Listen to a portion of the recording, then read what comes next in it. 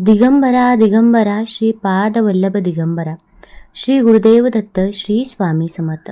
स्वामी महाराजांच्या कृपेने तुमच्या सर्व इच्छा मनोकामना पूर्ण हो. तर गुरुचरित्र पारायण करण्याची प्रत्येकाचीच इच्छा असते. असं कोणीच नसतं की त्याला वाटत नाही की गुरुचरित्र पारायण करू नये.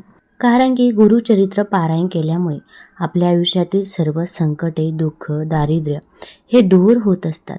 तसेच आपल्या घरामध्ये सुख, शांती, समृद्धी येते. आपली मनोकामना देखील पूर्ण होत असते. गुरुचरित्र पारायण हा खूप प्रभावी ग्रंथ आहे.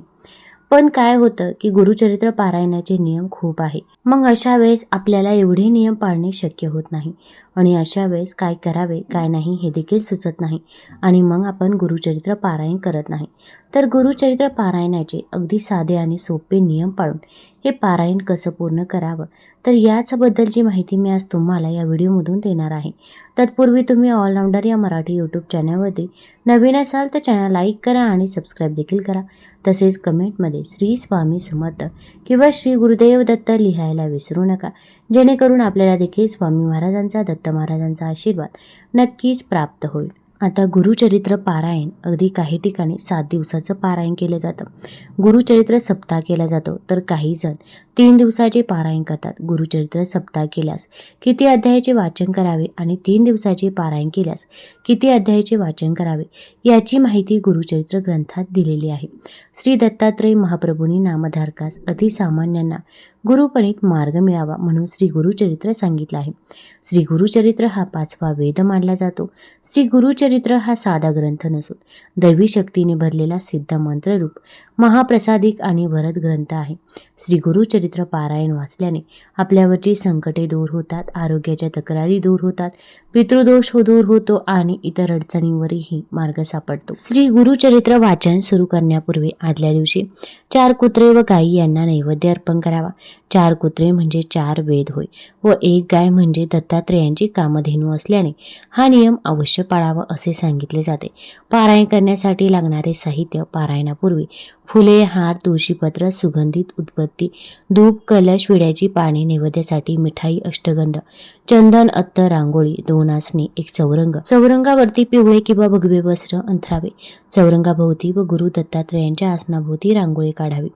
तसेच आपण घरामध्ये गोमूत्र देखील शिंपडायचं आहे किंवा हळदीचं पाणी शिंपडलं तरी पण चालेल. कारण की भरपूर वेळा आपण घरामध्ये मांसाहार करत असतो किंवा नकारात्मक देखील बोलत असतो. त्यामुळे आपल्या घराची स्वच्छता पहिल्यांदा करायची आहे आणि त्याच नंतर आपण गुरुचरित्र पारायण करायला घ्यायचं आहे. आता गुरुचरित्र पारायण कोणत्या दिवसापासून करू शकता? अगदी 7 दिवसाचं देखील करू शकता किंवा 3 दिवसाचं देखील करू शकता. आता काही ठिकाणी शुक्रवारपासून गुरुचरित्र पारायण केलं जातं किंवा आता देखील 9 एप्रिलपासून गुरुचरित्र पारायण सुरू होणार आहे. मग तुम्ही अगदी गुरुवारपासून देखील सुरू करू शकता. फक्त आपल्या मनातील श्रद्धा ही खूप महत्त्वाची आहे. चौरंगाभोवती व गुरु दत्तात्रेयांच्या आसनाभोवती रांगोळी काढावी. आंब्याचं तोरण प्रमुख दरवाजाला बांधावे. चौरंगाजवळ डाव्या बाजूस समई लावावी. गुरुचरित्र पारायण ही अत्यंत शुभ आणि फलदायी पूजा आहे, जी स्वामी समर्थ महाराज आणि गुरु दत्तात्रेयांच्या पूजेसाठी केली जाते. या पूजेची मांडणी योग्यरित्या करणे गरजेचे आहे, जेणेकरून आपल्याला पूजेचा पूर्ण लाभ मिळेल. पारायणास बसण्यापूर्वी गावातील दत्त मंदिरात अथवा जवळच्या श्री स्वामी समर्थ केंद्रात जाऊन विडा, सुपारी व नारळ ठेवून पारायणास उपस्थित राहण्यासाठी देवास प्रार्थना करावी. आता जवळपास जर मंदिर केंद्र नसेल तर अशा वेळेस आपण नारळ, खडीसाखर घ्यायची आहे आणि जेव्हा पण तुम्ही पारायण करणार आहात तर त्याच्या अगोदर आपण स्वामी महाराजांसमोर किंवा दत्त महाराजांसमोर हा विडा आवर्जून ठेवायचा आहे. तसेच आपण म्हणायचं आहे की तुम्ही ही सेवा माझ्याकडून पूर्ण करून घ्या. आपण जर असे म्हटले तर आपण जी काही सेवा करत असतो तर ती सेवा नक्कीच पूर्ण होत असते. तसेच आपण संकल्प देखील करू शकता. आपण आपलं गोत्र सांगायचं आहे, आपले नाव सांगायचं आहे आणि आपण ही सेवा कशासाठी करत आहोत, आपली जी काही इच्छा आहे ती देखील सांगायची आहे आणि ही सेवा तुम्ही माझ्याकडून पूर्ण करून घ्या असे स्वामी महाराजांना सांगायचं आहे. आणि नारळ आणि खडीसाखर तुम्ही स्वामी महाराजांच्या मंदिरात, केंद्रात किंवा घरामध्ये जिथे स्वामी महाराजांचा फोटो किंवा दत्त महाराजांचा फोटो असतो तर तिथे ठेवायची आहे. यामुळे आपली कितीही कठीणातील कठीण इच्छा असो तर ती देखील पूर्ण होत असते. तसेच आपण तिथे जवळच अगरबत्ती ठेवावी. तसेच जोपर्यंत आपलं वाचन चालू आहे तर तोपर्यंत समई ही पेटलेलीच असावी. शक्यतो तर तुम्ही 7 दिवसाचं पारायण करत असाल तर 7 दिवस दिवा जळत राहील असे देखील तुम्ही करू शकता. किंवा घरात लहान बाळ असेल, शक्य होणार नसेल तर अशा वेळेस जोपर्यंत आपलं वाचन चालू आहे तोपर्यंत स्वामी महाराजांसमोरचा दिवा हा जळत राहिला पाहिजे, याची आपण काळजी घ्यायची आहे. वाचण्याच्या अगोदर गणपती अथर्वशीष, त्याचसोबत एक माळ गायत्री मंत्र, एक माळ श्री स्वामी समर्थ मंत्र अथवा दत्त मंत्र म्हणावा. यानंतर गुरुचरित्र वाचनाला सुरुवात करायची आहे. पारायणाच्या दिवसात हे नियम लक्षात ठेवावे. दुपारी 12 ते 12:30 ही वेळ दत्त महाराजांच्या भिक्षेची वेळ असते, त्यामुळे या काळामध्ये आपण वाचन करायचं नाही. इतर वेळी तुम्ही करू शकता, पण ही वेळ आपल्याला टाळायची आहे. तसेच गुरुचरित्र वाचनाच्या कालावधी दुसऱ्याच्या घरचे अन्न घेऊ नये. आपली आई, पत्नी व लग्न झालेली बहीण यांच्या हातचे अन्न खाण्यास काही हरकत नाही. उपवास करू नये. दोन्ही वेळेस सकाळी आणि संध्याकाळी एक धान्य फराळ करावा. आणि समस्या असल्यास स्वखर्चाने बाहेर खाण्यास देखील काहीच हरकत नाही. परंतु आपल्याला पचायला जड जाईल असे पदार्थ खाऊ नये. अति तिखट पदार्थ तसेच कांदा लसूण याचा देखील आहारामध्ये समावेश करू नये. कारण की कांदा लसूण हा तामसिक आहारामध्ये मोडला जातो, त्यामुळे कांदा लसूण हा खाल्ला जात नाही. ग्रंथाचा नैवेद्य गायीला खाऊ घालावा आणि स्वतः घ्यावा. मगच आपण भोजन करावे.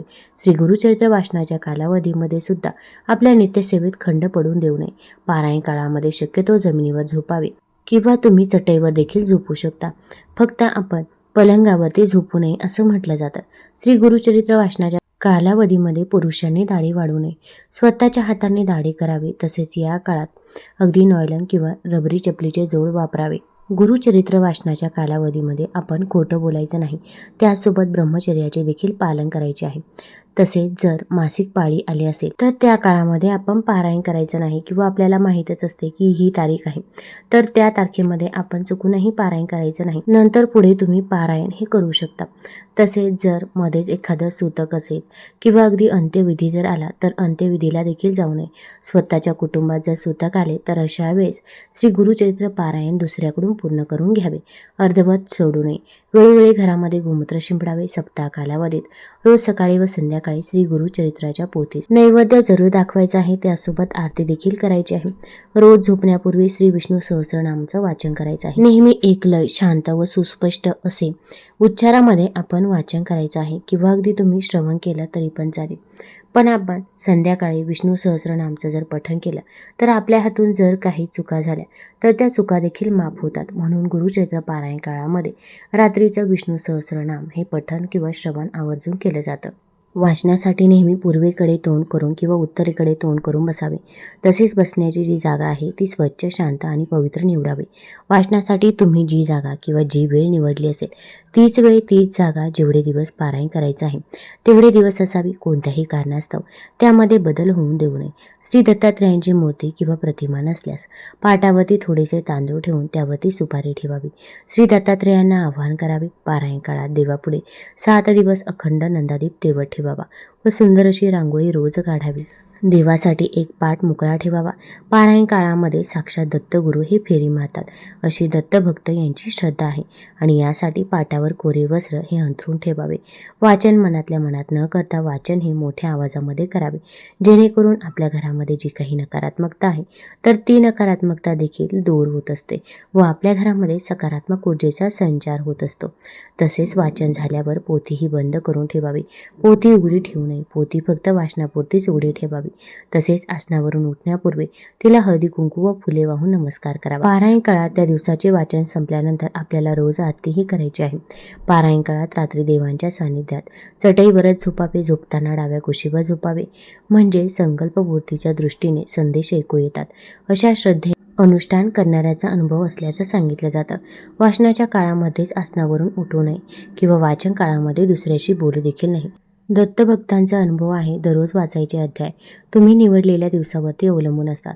3 दिवसाच्या पारायणात दररोज 18 अध्याय वाचायचे असतात, जेणेकरून आपले गुरुचरित्र पारायण हे पूर्ण होत असते. तसेच जर तुम्हाला 7 दिवसाचं पारायण करायचं असेल तर त्याची देखील माहिती, किती अध्याय वाचावे हे देखील ग्रंथामध्ये दिलेलं आहे. आता ज्या दिवशी आपल्याला ग्रंथाची समाप्ती करायची आहे त्या दिवशी सकाळी 10:30 वाजता श्री दत्त महाराज, श्री कुलदेवता श्री स्वामी समर्थ महाराज व एक श्री गुरुचरित्र ग्रंथाकरता नैवेद्य मांडावा. ग्रंथाचा नैवेद्य हा गाईला खाऊ घालावा आणि तुम्ही स्वतः घ्यावा.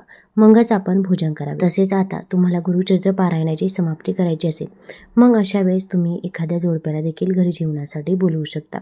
किंवा अगदी तुम्हाला जर शक्य नसेल तर अशा वेळेस तुम्ही अगदी केंद्रामध्ये, मंदिरामध्ये काही दान केलं किंवा अन्नदान केलं तरी पण चालेल. फक्त मनापासून श्रद्धा असणे अत्यंत गरजेचं आहे. आणि ज्या दिवशी आपलं गुरुचरित्र पारायण संपूर्ण होईल, तर त्या दिवशी ते पोथी, पुस्तक असेल तर ते आपल्याला तिथून उचलायचं नाही. ते सर्व दुसऱ्या दिवशी आपण तिथून उचलायचं आहे. आणि जे काही नारळ आहे तर तो नारळ लाल कपड्यामध्ये बांधायचा आहे आणि तो तुम्ही तुमच्या घरामध्ये बांधू शकता. घरामध्ये जिथे जागा असेल तर त्या ठिकाणी पूर्वेकडे किंवा पश्चिमेकडे तुम्ही हा नारळ बांधायचा आहे. यामुळे आपल्या घरामध्ये कोणतीही नकारात्मक ऊर्जा ही येत नाही. घरामध्ये सकारात्मक ऊर्जेचा संचार होत असतो. किंवा अगदी मुख्य दरवाजावरती जरी हा नारळ लावला तरी पण चालेल. त्याच्यासोबत कलशातील जे काही पाणी आहे तर ते पाणी आपण घरामध्ये शिंपडावं. यामुळे घरामधील नकारात्मकता दूर होण्यास मदत होत असते. त्याच्यासोबत त्यामध्ये आपण रुपयाचं नाणं देखील ठेवत असतो, तर ते रुपयाचं नाणं देखील आपण आपल्या जवळ ठेवायचं आहे. यामुळे आपल्या घरामध्ये कधीही अन्नधान्याची कमतरता ही भासत नाही. तसेच फुले असतील, पाने असतील तर ते तुम्ही निर्माल्यमध्ये टाकावे. आणि जेव्हा आपलं वाचन होईल, समाप्ती होईल, त्याच्या दुसऱ्या दिवशी आता जो काही ग्रंथ आहे तर तो ग्रंथ परत आपण मूळ जागी ठेवायचा आहे. आता मूळ जागी ठेवताना आपण नवीन लाल रंगाच्या वस्त्रामध्ये हा ग्रंथ ठेवायचा आहे आणि त्याला आपण सारखा हात लावू नये. जेव्हा आपल्याला ग्रंथ वाचायचा असेल तेव्हाच आपण गुरुचरित्र ग्रंथास हात लावावा असं म्हटलं जातं. कारण की हा ग्रंथ खूप म्हणजे खूप पवित्र ग्रंथ आहे. हा ग्रंथ ज्या घरामध्ये असतो तर त्या घरामध्ये नकारात्मकता देखील येत नाही. त्या घरामध्ये सुख, शांती, समृद्धी असते असं म्हटलं जातं. तुम्हाला जर हा व्हिडिओ आवडला असेल तर चॅनल लाईक करा, सबस्क्राईब करा आणि कमेंटमध्ये श्री गुरुदेव दत्त जरूर लिहा. धन्यवाद.